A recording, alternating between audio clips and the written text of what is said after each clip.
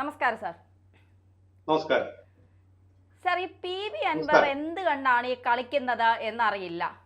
അതായത് പിണറായിക്കെതിരെ വലിയ രീതിയിലുള്ള ആരോപണങ്ങൾ ഉന്നയിക്കുമ്പോഴും ഞാൻ പിണറായി അല്ല പറയുന്നത് എന്നാണ് അൻവർ പറയുന്നത്. പക്ഷേ കാണുന്ന എല്ലാവർക്കും അറിയാം കുത്തുന്നത് മുഴുവൻ പിണറായിക്കിട്ടാണ് എന്നുള്ളത്.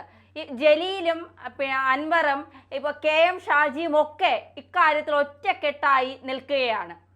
സത്യത്തിൽ ഇവരിനി മൂന്ന് പേരും ചേർന്ന് ഒരു പുതിയ മുന്നണി തുടങ്ങാനുള്ള തീരുമാനമാണോ, അതോ പിണറായിയെ ആ കസേരയിൽ നിന്ന് താഴെ ഇറക്കാനുള്ള എന്തെങ്കിലും അജണ്ട ഇവർ തീരുമാനിച്ചു വെച്ചിട്ടുണ്ട്? എന്തെങ്കിലും പ്ലാൻ എയോ ബിയോ സിയോ അങ്ങനെ എന്തെങ്കിലും?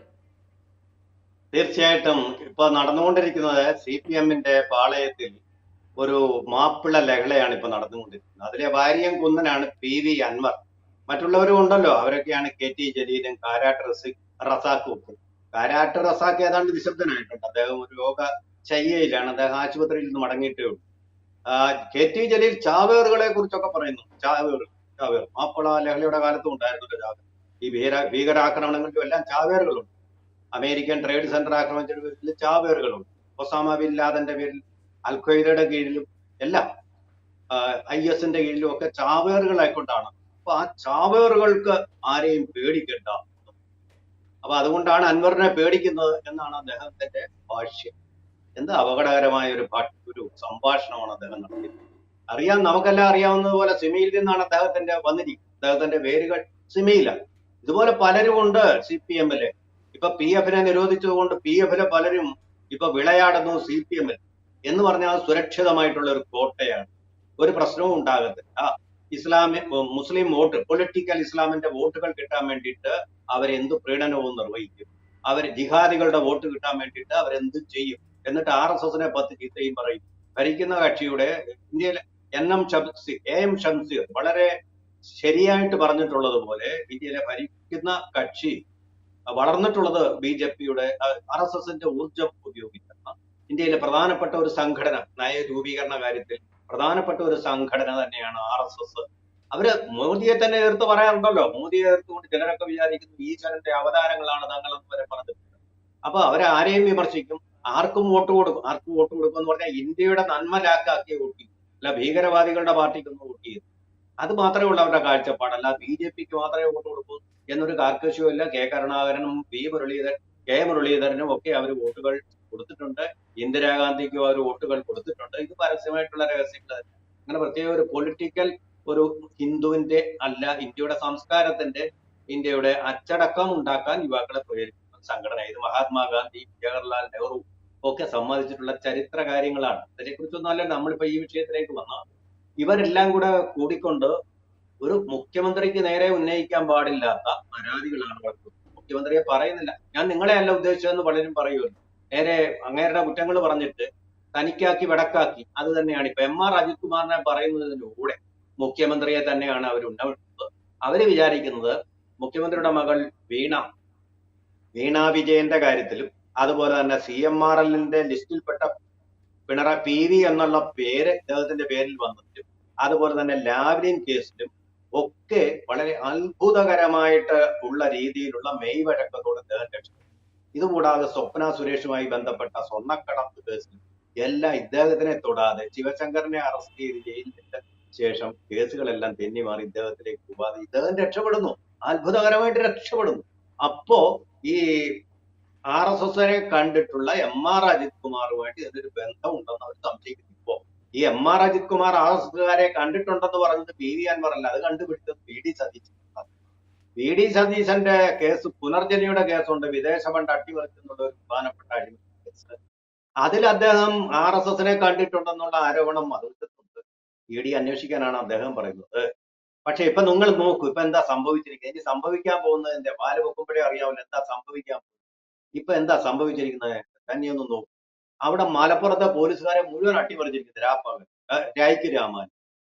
മലപ്പുറത്തുള്ള SP അദ്ദേഹം പരസ്യമായിട്ട് ഒരു സ്റ്റേജിൽ വെച്ച് അപമാനിച്ച് ചീത്ത വിളിച്ച് അദ്ദേഹം പോയി കഴിഞ്ഞിട്ടും അപമാനിച്ച വളരെ ക്രൂരമായ രീതി. പോലീസ് ഉദ്യോഗസ്ഥനല്ലേ, എന്തുമായിട്ട് അദ്ദേഹത്തിന്റെ പേര് അന്വേഷണം ഉണ്ടെങ്കിൽ അന്വേഷണം നടക്കട്ടെ. അങ്ങനെയാണെങ്കിൽ രാഷ്ട്രീയക്കാരുണ്ടല്ലോ, അഴിമതി ആരോപണത്തിൽപ്പെട്ടിട്ടുള്ള എത്രയോ രാഷ്ട്രീയക്കാരുണ്ട്. അവരിരിക്കുമ്പോൾ അദ്ദേഹം ഇങ്ങനെ ആരോപണം ഉന്നയിക്കുമോ, ഇങ്ങനെ പരസ്യമായിട്ട് അവഹേളിക്കുമോ?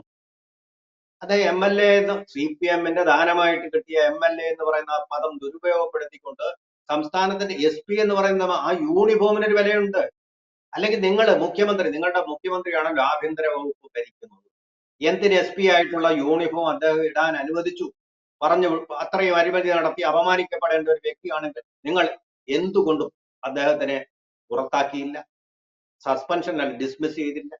അപ്പൊ ആ സ്ഥിതിക്ക് അദ്ദേഹം യൂണിഫോം ഇട്ടുകൊണ്ട് വരുന്നത് ആഭ്യന്തരമന്ത്രിയുടെ കീഴിൽ പ്രവർത്തിക്കുന്ന ഒരു SP ആയിട്ട്, superintendent of police of Malappuram.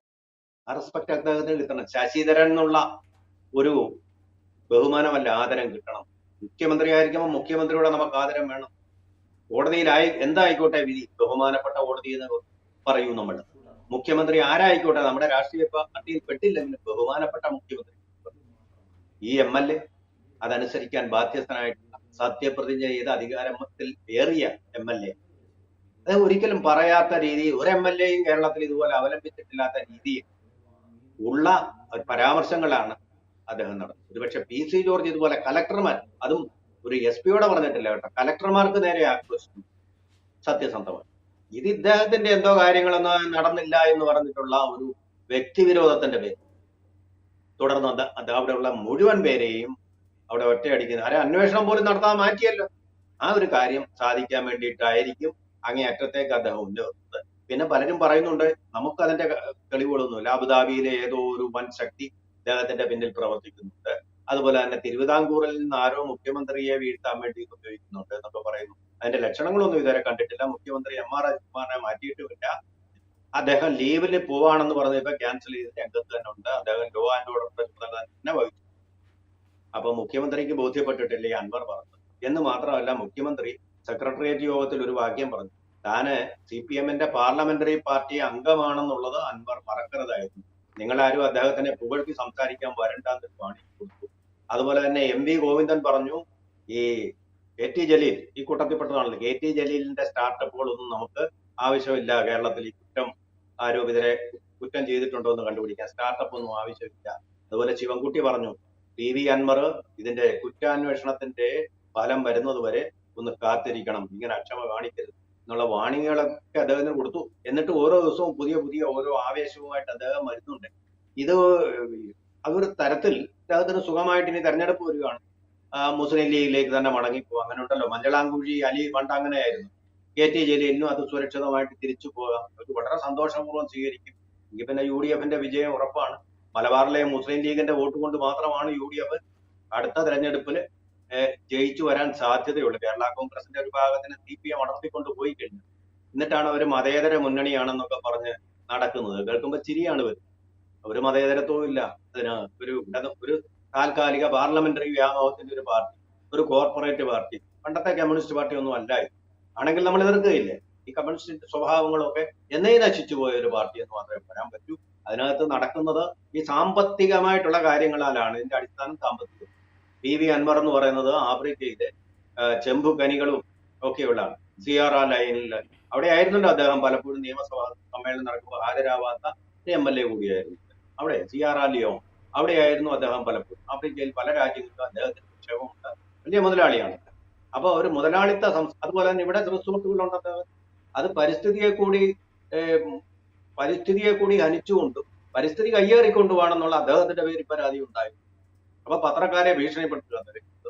അതുപോലെ തന്നെ ഒരു അബുദാബിയിലെ ഒരു മാധ്യമത്തിന് എതിരായിട്ട്, വളരെ പ്രചാരമുള്ള ഒരു മാധ്യമത്തിനെതിരായിട്ട് അതിനെ തകർക്കാൻ വേണ്ടി ഇദ്ദേഹം ശ്രമിച്ച് അതിൽ പരാജയപ്പെട്ടു. അതിന്റെ ഒരു ദേഷ്യവും ഒക്കെ കൂടി ചേർന്ന ഒരാളാണ് PV അൻവർ എന്ന് മാത്രമേ നമുക്ക് അറിയൂ. അപ്പൊ ഇദ്ദേഹം ഏതെങ്കിലും നൈതിക ബോധം കൊണ്ടാണ് ഇതൊക്കെ പറയുന്നത്, സത്യസന്ധമായിട്ടെല്ലാം നടക്കണമെന്നുള്ള ബോധം കൊണ്ടാണ് ഇതൊക്കെ നടത്തുന്നതെന്ന വിചാരം വേണ്ട. പക്ഷെ അദ്ദേഹത്തിന്റെ ഇടപെടൽ കൊണ്ട് എന്തെങ്കിലും കാര്യങ്ങൾ പുറത്തു വരുന്നുണ്ടെങ്കിൽ അത് ശരിയായിട്ടുള്ള കാര്യം തന്നെയാണ്. കാരണം വിവരം അറിയാനുള്ള അവകാശം നമുക്കെല്ലാം ഉണ്ട്. അത് നമ്മുടെ ഭരണഘടന 19(1)A എന്ന് പറയുന്ന ആർട്ടിക്കിൾ പ്രകാരം നമുക്ക് അനുവദിച്ചിട്ടുള്ള അവകാശം തന്നെയാണ്. പക്ഷെ സത്യങ്ങളെല്ലാം പുറത്തുവിടണം. ഇപ്പം VD സതീശൻ തന്നെ പറഞ്ഞിട്ടുണ്ട്, MR അജിത്കുമാർ കാണാൻ പോയപ്പോ അതിന്റെ കൂടെ 2 പേരുണ്ടായിരുന്നു, അവരുടെ പേര് പറഞ്ഞാൽ ഞങ്ങൾ ഞെട്ടിക്കോളാം, പേര് പറയണം, ഞങ്ങൾ ഞെട്ടിക്കോളാം, ഞെട്ടുന്ന എന്തെല്ലാം കാര്യങ്ങൾ ഞങ്ങൾ കേട്ടുകൊണ്ടിരിക്കും.